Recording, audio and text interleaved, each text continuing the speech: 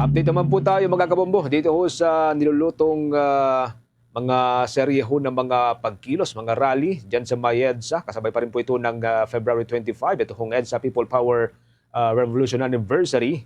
Ang EDSA Shrine, meron pong mga nakalinyang aktibidad po dyan para ho sa ika-4 na pong anibersaryo ng EDSA People Power. Binigang din po ang kahalagahan ng muling pagkakaisa at pakikilahok ng mga kabataan.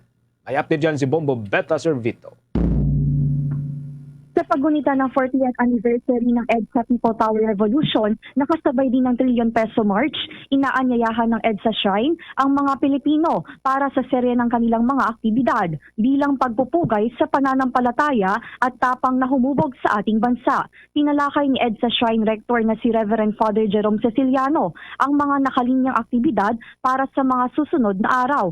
Inaanyayahan niya ang mga Pilipino na makimisa bukas, February 22, na pamumunuan ni Cardinal Ambo David at magkakaroon ng prayer rally. Sa February 24 naman ay magkakaroon ng symposium para sa mga estudyante ng Catholic Educational Association of the Philippines na may pamagat na Life and Legacy of Sin bandang alas 4 ng hapon sa EDSA Shrine Main Chapel upang ipakilala sa mga kabataan kung sino si Cardinal Sin na naging instrumento upang magkaroon ng People Power Revolution noong 1986 at si Cardinal Sin ang tumawag sa mga Pilipino noong panahon upang magsama-sama at magkaisa upang patalsikin ang diktador. At sa February 25 naman na mismong araw ng 40th People Power Anniversary ay gaganapin ang Grand Marian Procession bandang alas 4 ng hapon at pagkatapos ay ang High Mass ni Archbishop Socrates Villegas.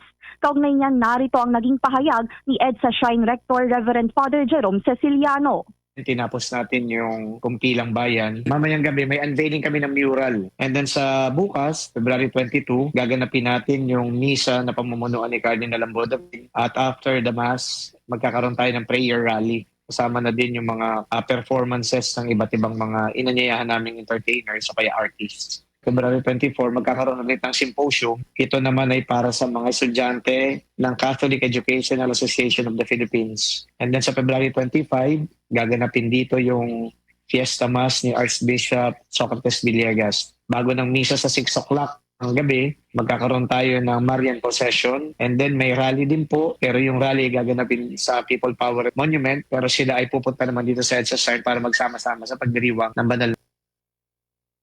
Ayon kay Reverend Father Ceciliano, hindi ganun kadali ang pagiging malaya ng isang bansa. Nais rin nilang iparating sa mga kabataan na dapat patuloy na makialam, makaalam at manindigan upang may patunguhan ang ating bayan. Kaugnay niyan, narito muli ang naging pahayag ni EDSA Shrine Rector Reverend Father Jerome Ceciliano. Hindi ganun kadali ang maging malaya ang isang bansa, makipaglaban sa diktadurya ang mga magulang nila. Kaya kung ano man ang tinatamasa nila ngayong kalayaan at demokrasya, bunga yan ng pagsusumikap ng kanilang mga magulang. Kaya nais naming iparating sa mga kabataan yung struggle, yung pakikipaglaban para makamtan natin kung ano man ang kalayaan na meron tayo. Kaya dapat ang mga kabataan ay dapat patuloy na makialam, makaalam at manindigan para sa bayan. Dahil kung sakali man ang mga kabataan ay detached sa realidad, palagay ko walang patutunguhan ng ating bayan. So it is very important for the young people to be knowledgeable about what the country has gone through and what the country is going through today. And we need to make a stand.